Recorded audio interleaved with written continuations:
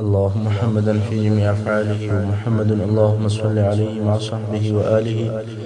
صلاة تكون لك رضاء ولحقه أداء. أما بعد، رسول صلى الله عليه وآله وسلم د سیرت درو اویایمه برخه.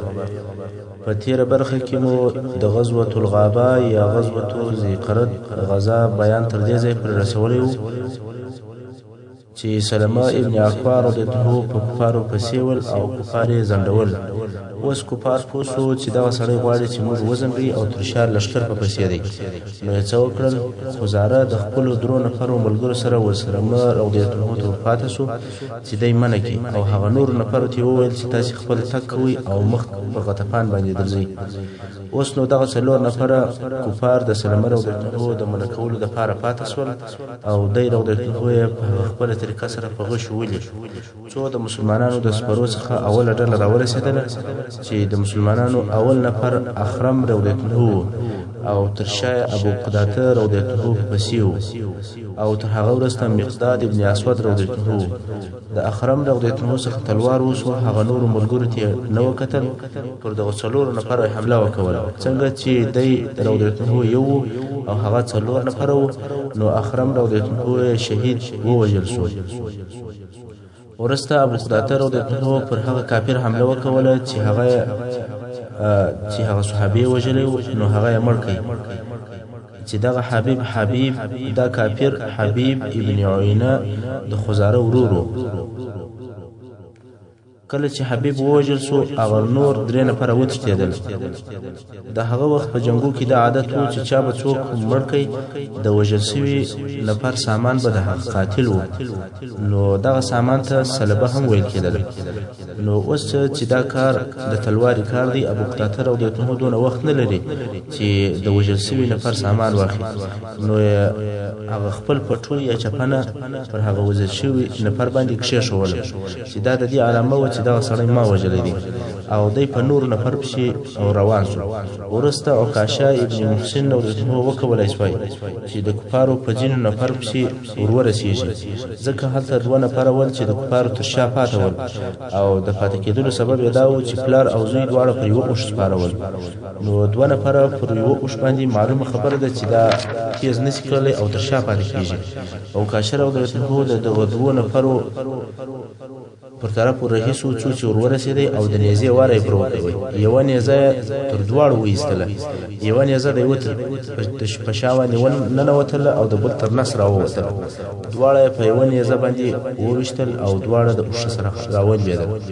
په دغه وخت کې چې د مسلمانانو د سپرو اوله ټولۍ په کفارو پسې ده، رسول صلی الله علیه وسلم او ملګري یې هغه ځای ته راورسېدل کوم چې هلته حبیب ابن عینه کافر وژل شوی.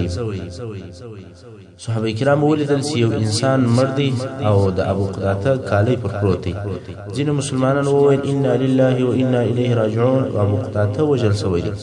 ځکه ښکاره خبره ده وژل شوی انسان پروت دی او د ابو قتاده لباس پر پروت دی. مګر رسول صلی الله علیه وسلم وفرمایل یا داسې نه ده، بلکې دغه نفر د ابو قتاده رضی الله عنه د طرفه وژل شوی دی. تاسې ورسئ ویې ګورئ. بې له دې څخه چې رسول صلی الله علیه وسلم یې وویني، دا خبره یې وکوله. کله چې سړی لس کوي، رښتیا هم هغه حبیب ابن عینه کافر و او ابو قتاده رضی الله عنه وژلی و. کفار د دغه تیښتې په حال کې ډېر هغه اوښانې چې ورسره وې هغه یې پرېښولې، او مسلمانان بیا هم په پسې دي، تر څو چې رسول صلی الله علیه وسلم او اصحاب کرامو یې د ذی قرد د اوبو سره واړول. نو ځکه دغه غزا ته هم غزوة ذی قرد ویل کېږي. سلمه ابن اکوع رضی الله عنه رسول صلی الله علیه وسلم ته ورلی ول یا رسول الله، سل نفره راسره که، زه به په دوی پسې سم، د دوی سرونه به پرېږدم او تا ته بیا راوړم، او هغه څه اوښانې چې د دوی سره ورسره دي او هغه یې نه دي پرېښي هغه به هم راوړم. رسول صلی الله علیه وسلم وفرمیل هغه اوس په غطفان کې شیدې څښي، یعنې ته نشې پسې رسېدلی، هغه اوس په خپلو کورو کې دي، او دا هم مشکله ده چې د دوی قبیلې ته پسې ورسو، ځکه دغه 700 نفره په تلوار راووتل او د لوی جنگ دپاره امادګي نه لري چې هغه جنگ دې هم د غطفان د 100,000 نفرو سره وي. رسول صلی الله علیه وسلم او مسلمانانو په دغه ذکرت کې یو ورځ او یو شپه تیر کړ او بیا امر وکړ چې بیرته درځي. په دغه ورځ رسول صلی الله علیه وسلم وفرمایل: خیر فرساننا اليوم ابو قتاده وخير رجالاتنا ابو سلمى وخير رجالاتنا سلمى ابن اكوع. یعنی نن ورځ زموږ د سپرو بهتر او ښه نفر ابو قتاده رضی الله عنه دی او د پیاده او ښه نفر مو ابو سلمى رضی الله عنه دی. سلمى رضی الله عنه وایي رسول صلی الله علیه وسلم ماته په غنیمتو کې دوه حصے راکې، هم د پیاده حصہ راکه هم د سپاره حصہ. او بیا رسول صلی الله علیه وسلم مدینه منورې ته د بیرته تک په وخت کې سلمى رضی الله عنه پر خپل اوښه باندې شاته ورسره سپور کړي. هغه د مسلمانانو ښځه چې کفار ورسره بیولې وه، کله چې شپه سوه نو ویې کولی سوای چې په پټه د هغو اوښانو طرف ته ورسي کوم چې کفارو ورسره بیولې ول، چې په هغو اوښانو کې د رسول صلی الله علیه وسلم یو اوښه هم وه. دغه ښځې هغه اوښه چوکه کړه او پر سپاره سوه، مګر اوس لاره نه ده ورمعلومه چې بیرته مدینې منورې ته ولاړه شي. دا غواړي چې د کفارو څخه وتښتي، مګر د غطفان څخه تر مدینې منورې پورې ډېره لار ده او ورمعلومه هم نه ده. اوس په حیرت کې د څه وکي. په اخر کې الله جل جلاله ته دعا او زاری وکي: ولیا رب ته مې پر سمه لار برابر کړې. اوښه ولاړه سوه او رهي سوه، بې له دې څخه چې ښځه یې ووهي یا یوې خوا او بلې خوا ته برابر کړي. اوښه په خپله ولاړه سوه او پر خپل مخ باندې روانه ده او دې پر ځان باندې دا نظر کړه که زه الله جل جلاله مدینې منورې ته ورسولم، زه به دغه اوښه د الله جل جلاله د رضا دپاره حلالوم. اوښه رهي ده څو اخر مدینې منورې ته د ښځې سره ورسېدل.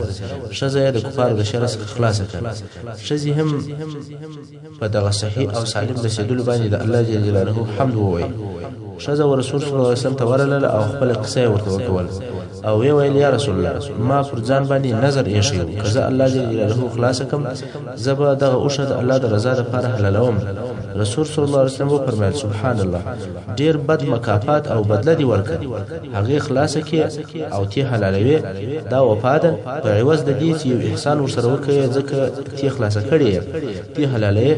او بل دا چې دغه اوښه ستا ملک نه ده، نو ته څنګه هغه شی نظر ایږدې چې هغه ستا ملک نه وي او تی مالک نه. نو هر هغه شی چې څوک یې مالک نه وي او هغه شی نظر کښېږدي، دا نظر باطل دی. دا یو فقهي مسله وه. د دغې غذا څخه دا معلومه شوه چې ځینو صحرایي عربو تر اوسه پورې هم دا جرأت او دلاوري درلودله چې پر مسلمانانو حمله وکړي، سره د دې چې د مسلمانانو حال نسبت او پخوا ته ډېر فرق کړی و. اوس د مسلمانانو قوت او طاقت ډېر سوی و، خو بیا هم د ځینو کافرانو د حملو او د جنگو څخه نه ول په امان. اوس به د خیبر د غزا سبب درته بیان شي. د هجرت د اوم کال د محرم په میاشت کې د خیبر غزا پیښه شوه.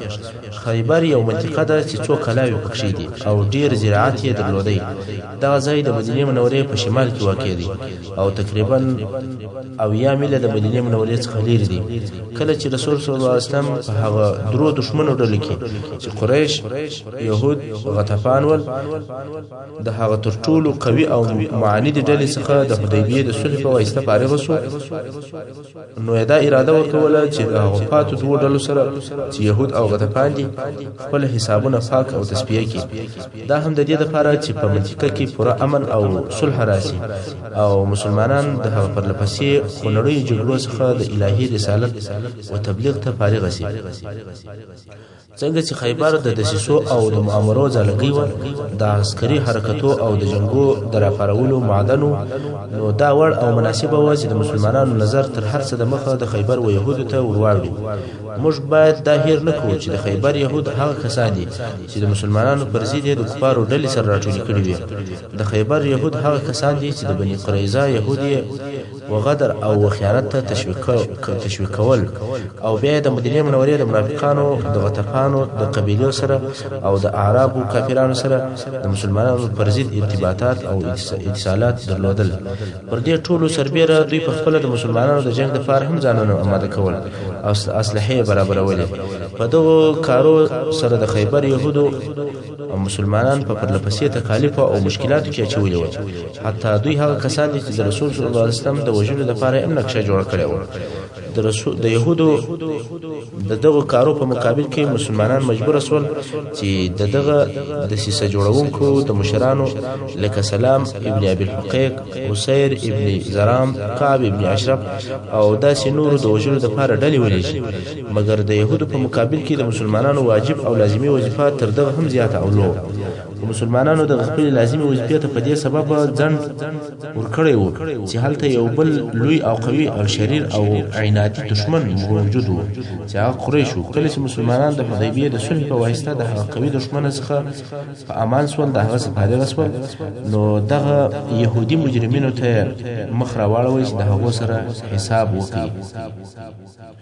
کله چې رسول صلی الله علیه وسلم د خیبر د غزا لپاره د لشکر په تیارولو امر وکوي نو دا هم ورسره وویل چې الله جل جلاله د خیبر د فتح کولو وعده را سره کړې نو هر چاته دا معلومه شو چې خیبر د الهي وعده په سبب خامخا فتح کیږي دا خدای ته معلومه ده چې خیبر زراعتي ملکه ده او ډیر باغونه پکې دي خلک ډیر مالدار دي مګر رسول صلی الله علیه وسلم دا شرط کېښوی چې د خیبر د فتح کولو لپاره به فقط هغه نفر را سره ځي چې حدیبیه ته رسېدلی وي کوم څوک چې حدیبیه ته نوی را سره تللی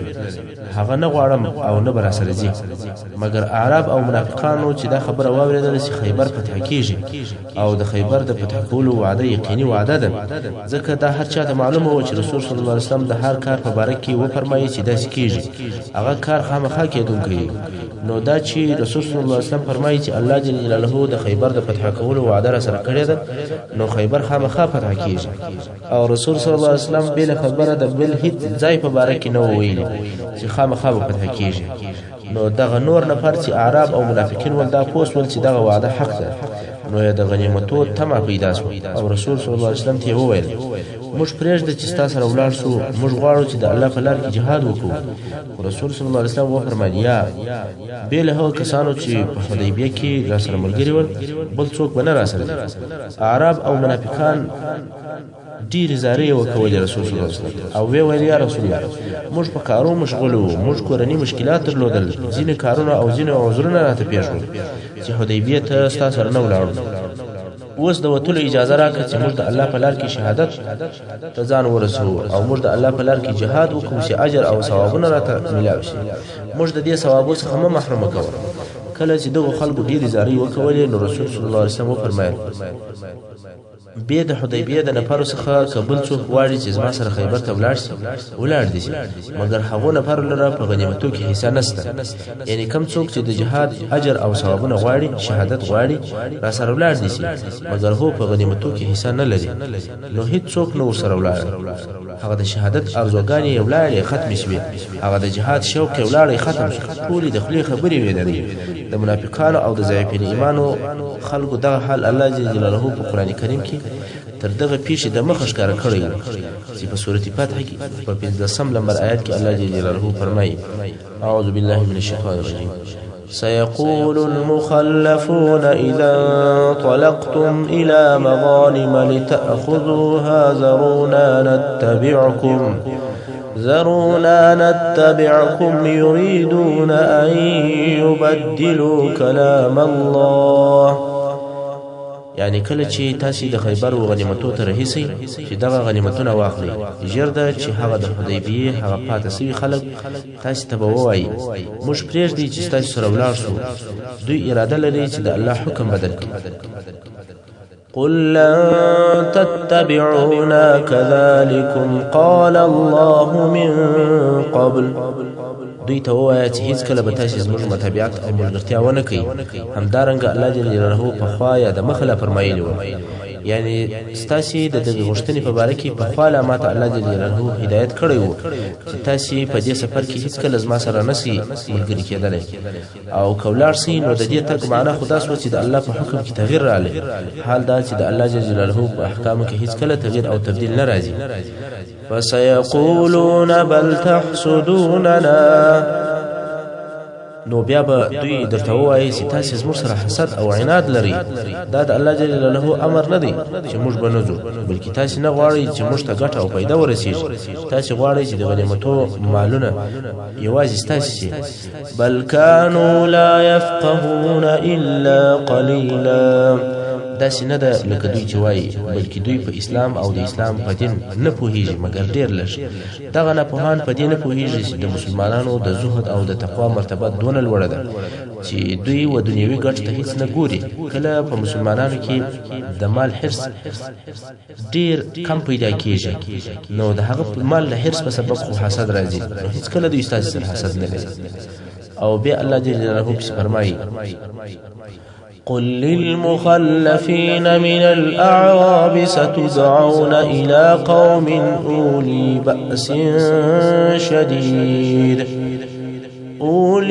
بأس شديد تقاتلونهم أو يسلمون فإن تطيعوا يؤتكم الله أجرا حسنا. ای محمد صلی الله علیه وسلم هغه پاتې سو خلکو ته چې د اعرابو څخه دی ووایه ژر ده چې په وروسته کې به تاسې د یو قوي او جنګي قوم جنګ ته وبلل سئ، یا به تاسې د هغو سره جنګ کوئ یا به هغه قوم مسلمانېږي. نو که تاسې په هغه وخت کې د دغه بلونکي امر ومنئ او په جهاد کې مو ملګرتیا ورسره وکوله، الله جل جلاله به تاسې ته اجر او ثواب درکړي. یعنی ای اعرابو، اوس خو دغه د خیبر غزا ته نسئ وتلی، خو بیا په وروسته کې نور ډېر جنګونه راتلونکي دي او ډېر سخت جنګونه او د سختو قومو سره کیږي. دا جنګونه به تر هغو دوام لري تر څو چې دغه قومونه د اسلام په دین مشرفه کیږي یا د جزیې په ورکولو د اسلام تابع کیږي. نو که تاسې په رښتیا سره د جهاد محبت لرئ، هلته جهاد وکوئ، خپله توره او مړانه ښکاره کړئ چې الله به ډېر اجر او ثواب درکړي. دغه جنگي او قوي قومونه چې الله جل جلاله په دغه آیات شریف کې ذکر کړ، نو ډېر قومونه ځین مرادېدلی او مقصودېدلی شي چې مفسرینو د دغه قومو په تفسیر کې د بنو حنیفه قبیله هم راوړې ده چې دا د مسیلمة الکذاب قوم دی، او حوازین یا ثقیف چې د حنین په غزا کې مقابله ورسره وسوه. یا بعض مفسرین وایي چې دا هغه مرتدان دي چې د ابوبکر صدیق رضی الله عنه په خلافت کې سخت جنگونه ورسره وسول، یا د فارس یا د روم یا د خراسان یا د پښتونخوا یا د نورو قومو او قبیلو چې د خلفای راشدینو په وخت کې سخت جنگونه ورسره سوي دي. د هغو و طرف ته اشاره ده. خاصتا په کابل کې هم ډیر سخت جنگونه وسول چې تر ډیرې مودې پورې دا جنگونه اوږده سول. پښتانه څو وارې مغلوب سول او بیا بیاغیان سول. د اصحاب کرامو لوی جنگي قهرمانان لکه د هغو څخه حضرت تمیم او جبیر رضی الله عنه هلته شهیدان سول، او د حضرت عثمان ذی النورین رضی الله عنه په خلافت کې کابل او ټول افغانستان د اسلام په مبارک رڼا منور سول. بیا هم د سورۃ فتح آیاتونه نور هم په دې مضمون کې دوام لري چې الله جل جلاله فرمایي: أعوذ بالله من الشيطان الرجيم وإن تتولوا كما توليتم من قبل يعذبكم عذابا أليما. او کپراتلونکو جنگو کې هم بیا پاتې سواست نو لاړس جنگ ته لکه د مخه چې په حدیبیه کې پاتې سواست، نو الله جل جلاله به تاسو ته ډیر دردناک عذاب درکړي. او بیا الله جل جلاله مؤمنانو ته خطاب کوي او ورته فرمایي: وعدكم الله مغانم كثيرة تأخذونها فعجل لكم هذه وكف أيدي الناس عنكم. الله ستاسو سره د ډیرو غنیمتو وعده کړې ده چې تاسو به اخلي او ژر دغه اوسنی نعمتونه درکړل چې دغه اوس په خیبر کې اخلي. یعنی تر دې ورسته به نور ډیر غنیمتونه واخلي چې د هغو د جملې څخه یو هم دغه اوسنی نعمت دی او اوسنی غنیمت دی چې تاسو به په خیبر کې واخلي.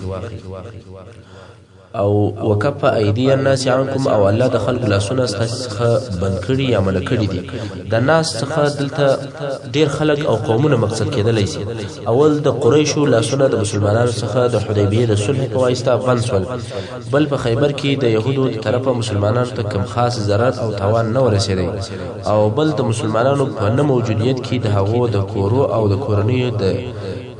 حفاظت او د ساتنې چې بل چا تجاوز نه پر وکوي. ولتكون آية للمؤمنين ويهديكم صراطا مستقيما او دغه کار به د مؤمنانو لپاره د الله د قدرت نقشه او علامه وي او الله جل جلاله شی تاسو ته مستقیمه او برابر لار یعنی مسلمانان دی و پوهیږي چې الله جل جلاله څونه قادر دی او د مسلمانانو درجه په الهي دربار کې څونه لوړه ده او ورستنی ټول الهي وعده هم دغه رنګ پوره کېدونکې دي کومې وعده چې الله جل جلاله ستاسو سره کړې دي یې د دې باندې کوي هغه ټولې د رقم در سره پوره کوي لکه دغه د خیبر د نعمتو او د خیبر د غنیمتو وعده چې پوره کیږي او الله جل جلاله تاسو ته سم لار درشي چې هغه د الله جل جلاله پر وعدو باندې یقین او اعتماد او تاسو نور هم درجاتوي وأخرى لم تقدروا عليها قد أحاط الله بها او یو بل غنیمت او برای همستا چې اوس تاسو پر هغه نه یاست قادر مگر په ورسته کې به په لاس درسي په تحقیق سره الله جل جلاله پر هغه غنیمتو علمي احاطه کړې ده ځینې مفسرین دغه غنیمت چې مسلمانان اوس پر هغه نه دي قادر د مکه مکرمه فتح بولي او څوک وایي چې د اخرى څخه مقصد د طائف فتح ده نو الله جل جلاله مسلمانانو ته د خیبر تر فتح د مخه دغه زیری ورکړي چې اول یې د خیبر د فتح زیری ورکړي او بیا د مکه مکرمه فتح چې په هغه وخت کې پلاس لانه ورغلی تر دې ورسته بیا هغه د مکه مکرمه فتح راځي او الله جل جلاله د مکه مکرمه په فتح سره وعده هم وکوله چې بیا په ورسته کې تاسو قدرت پر پیدا کړئ بدی آیاتو کې الله جل جلاله چې د سورۃ فتح په صورت کې دوام سلري یو په بل پسې زیری کوي بیا د حنین زیری ورکي او دا خبره هم ورکي چې یو کله یو جنگ یا یو غنیمت ستا چې اوس پر هغه نسي کامیاب کېدل چې هغه پس له حنین څخه طائف دی په دغه مبارک آیاتو کې هغه ټول واقعاتو ته اشاره ده کوم چې تر دې ورسته بیا پیښیږي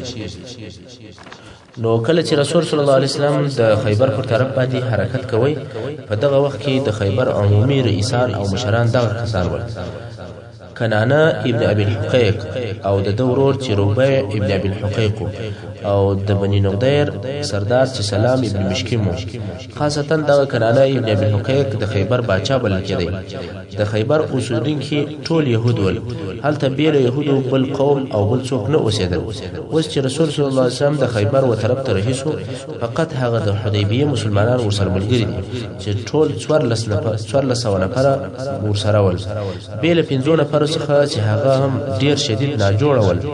او پر دوی باندې دغه پاتې کېدل په سبب باندې کوم ملامتیا نه ولا ځکه الله جل جلاله د سورۃ فتح په 10 نمبر آیت کې و فرمایل اعوذ بالله من الشیطان الرجیم ليس على الأعمى حرج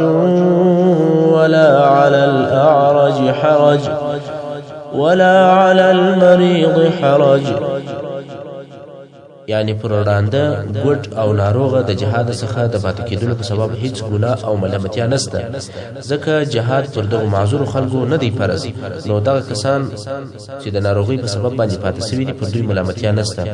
او رسول صلی الله علیه وسلم به د حدیبیه د خلکو څخه بل چاته د وتلو اجازه هم نه کوله او کبیا چیر نور ورسره ولاړ هم سي او ته غنیمتو کې حصہ نه ورکول کیږي نو د خیبر په فتح کې د اعراب او د منافقانو څخه هیڅ چا ګډون او اشتراک نه کړی د هجرت د اوم کال د محرم په میاشت کې رسول صلی الله علیه وسلم د خیبر و طرف ته حرکت وکوي د خیبر يهود چې د رسول صلی الله علیه وسلم په دغه حرکت باندې خبر شول د خیبر يهود ولی او څنګه د رسول صلی الله علیه وسلم په اراده خبر شول ځکه تر اوسه ځینې يهود په مدینه منوره کې هم پاتې دي تاسو ته دا خبر در معلومه وي کوم وخت چې د مسلمانانو د طرف څخه د بني قینوقا د يهودو او د دې په مابينځ کې څه جنجال پیښ شو چې هغه د بني قینوقا يهودو د شذي د لڅولو مسله مابينځ ته راوړه او بیا هغه مسلمان ووجي او بیا رسول صلی الله علیه وسلم دغه يهودو او عبد الله ابن ابي منافق ته ورپرېښول نو د بني قینوقا يهود ټول د مدینه منورې څخه نه ووتل بلکې یو شمیر نفر فاتح شول د بني نضير يهود ټول وشړل شول او د بني قریظه يهود ټول حلال کړل شول مګر د بني بني قینقاع يهود نه ووژل سول نه وشړل سول خو د دې ډیرو نفرو خپل دانه کې خوښه چې په مدینه منوره کې پاتې شي نو کم څوک چې تلل هغه ولاړل مګر ځینې نفر بیا هم په مدینه منوره کې پاتې ول او بیا د دوی څخه ځینې نور افرادي يهود هم په مدینه منوره کې موجود ول نو هغه يهود چې په مدینه منوره کې پاتې ول په دې نه ول خوښ چې مسلمانان دي د خیبر پر يهودو حمله وکړي نو دغه پاتو يهودو څو کار وکول یو د مسلمانانو د ځندولو اراده وکوله غواړي چې مسلمانان وځنډي بلې دا اوازې اچولې چې خیبر نه فتح کیږي او ټول مسلمانان به د خیبر د يهودو طرف حلال شي غواړي چې په دغه اوازو سره مسلمانان وبېري بل دا چې د دوی هر څونه چې په وسه پراوه هغونه مسلمانان د دغه جنگ څخه ځنډول د ځینو يهودو پر ځینو نور مسلمانانو باندې پورونه باندې ځکه اصلا يهود غنیان او مالدار ول نو یې پر خپل پورونو مسلمانانو دا شرط چې شوی ول د مخه تر دې چې خیبر ته وځي زموږ پورونه برکوي او ترڅو چې زموږ پور مونږ را کړی خیبر ته بنځي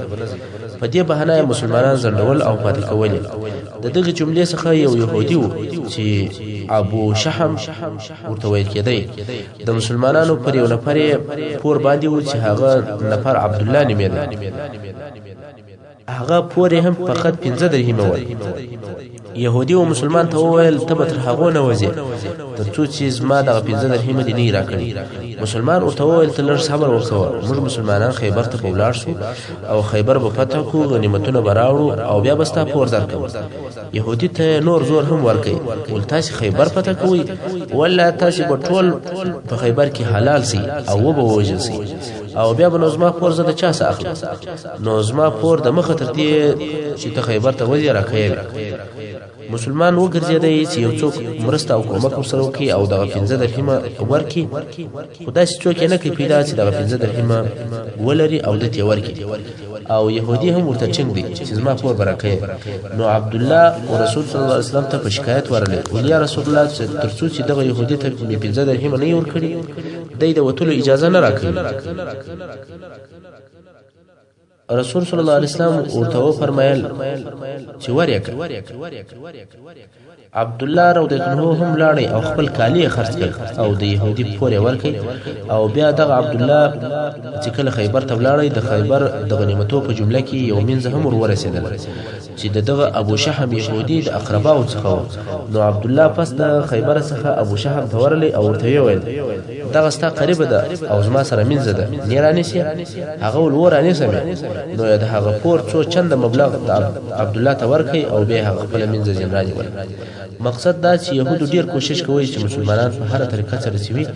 دغه جنگ او د دې وټولو څخه معطله او پاتې کی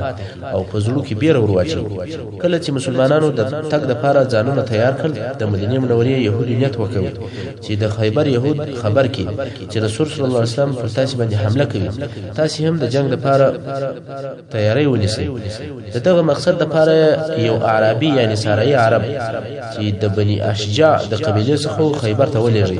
چې يهود په دغه حمله خبر کړي او دغه رقم عبد الله ابن ابي منافق هم د خپل ملګرو څخه یو نفر خیبر ته ولېږي چې يهود خبر کړي چې رسول صلی الله علیه وسلم ستاسو پر طرف درې دي ویش او ویدار اوسي او مزینه بیږي ځکه ستاسو عادت او اسلحه ډیره ده او د محمد صلی الله علیه وسلم ملګری لږ او باشري کسان دي او اسلحه هم لږ سره ده سبحان الله دا سړی په ظاهر مسلمان دی او نوم هم عبد الله دی خو يهود ته د مسلمانانو جاسوسي کوي رسول صلی الله علیه وسلم هم د معلوماتو لپاره شاوخوا نفر لېږل هغه نفر وکولای سوای چې هغه د يهودو لېږل سوی جاسوس ونیسي مګر د عبد الله ابن سلول منافق هغه لېږل سوی نفر ځملاړي او يهودو ته خبر ورسوي